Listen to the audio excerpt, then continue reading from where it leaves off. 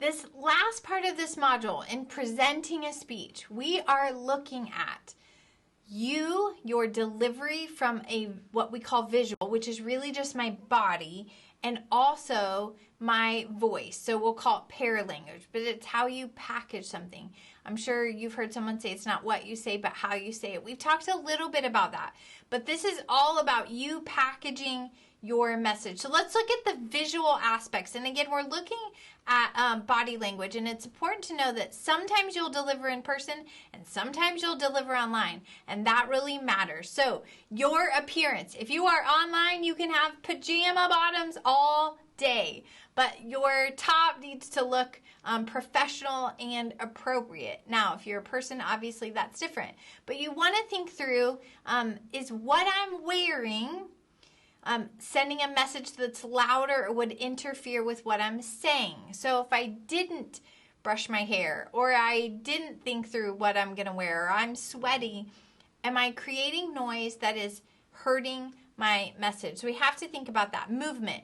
I have students that like to sway when they talk, so they get nervous, and if I did this the whole time, you would turn it off because it would drive you nuts. Your audience will also turn you off if you're moving too much. So you want your movement to be intentional and specific. So I'm using gestures right now, but it's important that you understand when you move for a speech, that when you're saying something important, don't move.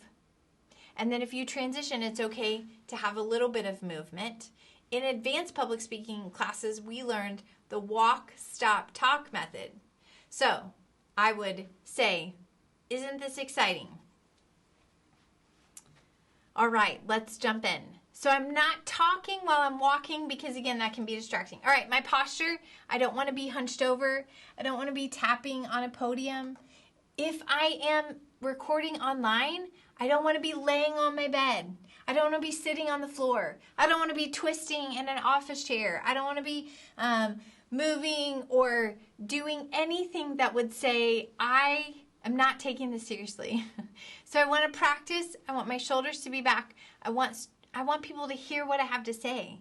And so I have to package it in a way that they do effectively. Facial expressions. I cannot tell you how many times I ask students, please just smile. Please smile. If you look like you're being tortured, we're going to get that through what we call emotional contagion. So smile, and on camera, it needs to be even a little bit more enthusiastic. And finally, eye contact. We know if you are staring at a screen and reading, and if you're wearing glasses, it will get reflected in it. We can see the script. So look at your audience and look, you can even practice going what we call left, center, right, where I'm saying, first I'm going to talk about this, then I'm going to talk about this, finally I'll talk about this. Pretend you have your own teleprompter in the room, but you want to make sure that you're looking at your audience. When you're face to face, I encourage students find 3 anchors that you can look at so that you're not staring at your notes the whole time. You're not looking at the ceiling. When students memorize, they'll often look up to find their next thought. And you want to make sure that I'm connecting. Everything I do with my body should be building a bridge to my audience for my information to travel across. All right, we've talked about the visual. Let's talk about auditory. So this is how we're packaging our vocals. Couple things we want to look at. This idea of vocal variety. 2 areas specifically I want to talk about: rate and pitch. I want you to hear when you speed up and you say 1 in 3 and 45 students, and I'm increasing my rate, and then as I slow down at the end, I'm saying, now I want to land the plane. We're going to summarize what we've talked about. We've looked at this, this, and this, but this really matters.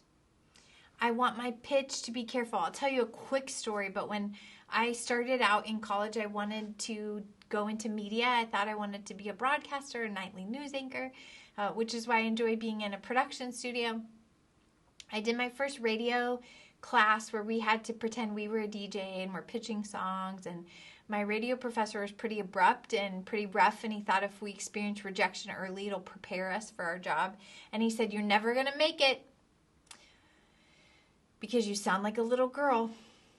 And I remember being really frustrated. And then later that night, I went to order pizza from my dorm, and they said, please put your mother on the phone.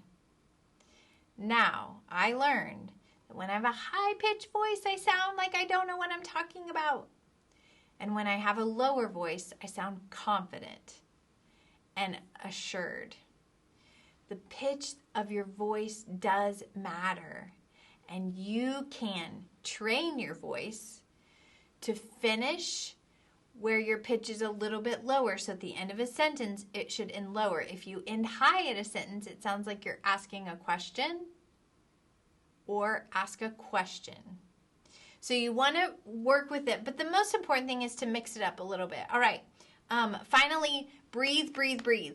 Build moments into pause. It creates a little bit of variety and some mix. Okay. Second thing that your book talks about is articulation. That is how you pronounce words. And they caution a few things. We'll go through these quickly. There's just a small segment towards the end of the chapter on this. Deletion. Make sure you're not deleting parts of words. So instead of saying this, you say dis, right? You just want to make sure you're not deleting syllables in words. Don't substitute sounds. That's what we call informal, or we use slang. Don't substitute sounds. Don't add sounds. And finally, be really careful you're not slurring. I have, when my kids have braces, it's so hard because it can start to feel like they're mumbling, or they will slur their words together. So you want to make sure, and I know this is silly, but when you put your hands on your jaw, you should feel it moving. You're not a ventriloquist.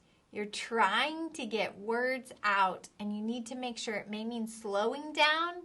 It may mean projecting your voice a little bit louder, but really work on that part of your presentation. All right, let's wrap it up. We've learned about the presenting process.